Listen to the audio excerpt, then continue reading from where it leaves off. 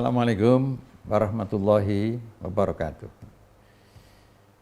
Kita bersyukur bisa ketemu lagi di TV-mu dan para pemirsa yang berbahagia, yang mudah-mudahan selalu dirahmati Allah.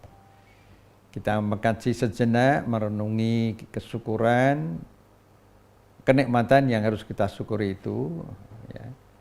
Di antara adalah kita mengingati petunjuk Allah, pedoman Allah, ajakan-ajakan Allah, kehendak Allah. Semuanya itu adalah demi untuk kepentingan manusia dan kemanusiaan. Dalam kesempatan yang singkat ini, kita sebagai komunitas atau warga yang secara umum adalah beragama, maka mari kita fungsikan keberagamaan itu dengan cara berpikir yang lebih menyesuaikan pada ajaran agama itu. Jangan sampai agama kita klaim saja. Kita sebagai orang yang muslim, mukmin, tetapi maaf mungkin kita lalai. Nah, kalau lalai sejenak, lalai tidak berdampak yang berat itu bisa dimaafkan oleh Allah asal kita istighfar benar-benar. Tapi kalau lalai itu sepanjang masa, 5 tahun lalai terus, diperpanjang 5 tahun lalai terus. Nah, itu kelalaian yang memang diproduksi. Nah, sekarang ini kita musim memperoleh maghfirah, ampunan dan barokah dari Allah Subhanahu wa taala di hari ke-8 terakhir bulan suci Ramadan ini. Mari kita renungi satu ayat. Ayat itu secara singkat kita sering mendengarnya. Bismillahirrahmanirrahim. In asantum asantum li anfusikum wa in asatum falaha. Jika kamu berbuat baik, maka kebaikan itu akan kembali kepada kamu, akan kamu raih sendiri, akan merasakan sendiri. Tapi jika kamu berbuat tidak baik, tidak jujur, mencelakakan orang lain, ya, mencelakakan rakyat, maka kamu sendirilah yang akan merasakan, akan ditimpa dengan perbuatan yang tidak jujur itu. Caranya macam-macam caranya. Nah, ayat ini begitu singkat, tetapi makna individual dan makna sosialnya besar sekali.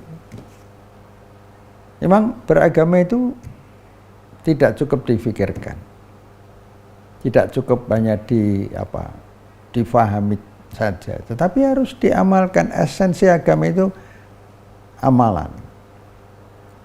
Nah,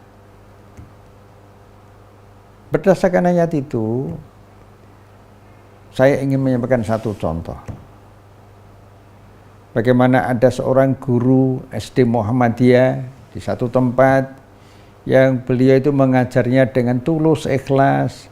Di luar jam mengajar kemudian diminta untuk memberikan les privat, ada yang memberi semacam honorarium, ada yang tidak. Dan beliau guru itu tidak meminta sesuatu apapun, tapi dilakoni dengan keyakinan yang sekonstruksi sejiwa dengan ayat tadi. In asantum asantum li anfusikum wa in asatum falaha. Apa yang terjadi, pemirsa? Ketika sholat asar, guru itu meninggalkan tugas memberikan kursus itu, ke masjid dulu, di Masjid Sultanain di Nitian. Nah, ketika dia sedang rukuk, dan dalam proses rukuk, berdoa di dalam rukuk itu, Subhanakallahumma Rabbana wa bihamdika Allahumma ighfirli. Maha suci Allah dan dengan pujimu ampunilah dosa-dosaku. Ketika sedang rukuk seperti itu, guru itu terjatuh. Dan kemudian ketika ditolong, saat itu juga oleh orang-orang yang ada di sekitar itu, di tempat, di masjid itu, ternyata guru itu sudah meninggal dunia. Artinya apa? Meninggal dalam kondisi husnul khotimah. Sebelum meninggal, dia mengajarnya diniati dengan sebagai pengamalan ilmu. Ya, in asantum tadi, dan kemudian sholat, berarti amaliyah konkret. Ketika sedang sholat, Allah menentukan panggil meninggal. Bukankah seperti itu yang kita inginkan dalam kehidupan ini? Berakhir dengan baik, baik kepada manusia, kepada rakyat, kepada umat, kepada alam semesta, dan puncaknya baik kepada Allah.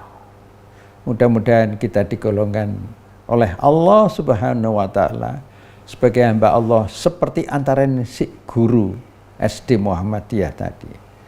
Mudah-mudahan bermanfaat. Wabillahi taufiq wal hidayah. Wassalamualaikum warahmatullahi wabarakatuh.